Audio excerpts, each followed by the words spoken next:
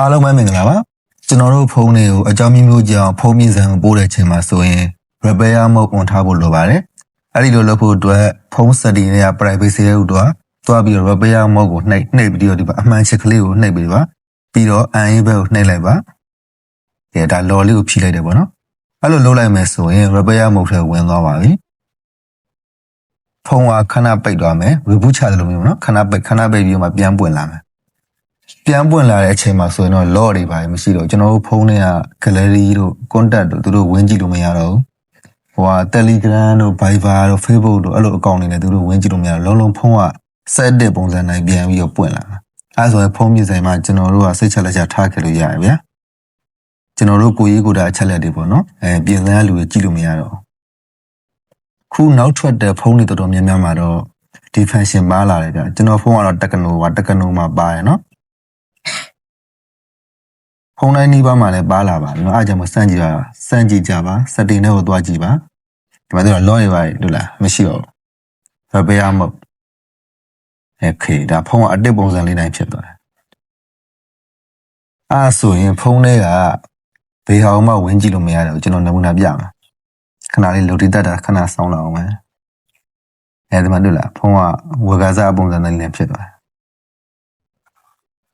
ပိတ်တယ်ဖွင့်တယ်ဒီမှာ law မရှိတော့ဘူးဒီမှာ gallery တွေကိုဝင်ပြပါနော်ဒီမှာဆိုရင်ကျွန်တော်ရဲ့ဓာတ်ပုံတွေဗီဒီယိုတွေတွေ့လားအဲဆိုဖုန်းမြင်တဲ့လူတွေကြည့်လို့မရတော့ဘူးကြည့်ဒါကျွန်တော်ရဲ့ contact ကိုလည်းသူတို့ကြည့်လို့မရတော့တွေ့လားအရင်စင်ပြီးရနော်ဒီနည်းလမ်းလေးကဒီမှာ file manager ထဲမှာကျွန်တော်ဝင်ပြမယ်ဒီမှာတချင်တွေ့လား audio ထဲမှာ file လည်းမရှိတော့ဘူး image file လည်းမရှိတော့ဘူးအဲ့ဒါအကုန်လုံးဗီဒီယိုတွေပါဖုန်းမြင်တဲ့လူတွေဝင်ကြည့်လို့မရအောင်ပိတ်ထားလို့ရတယ်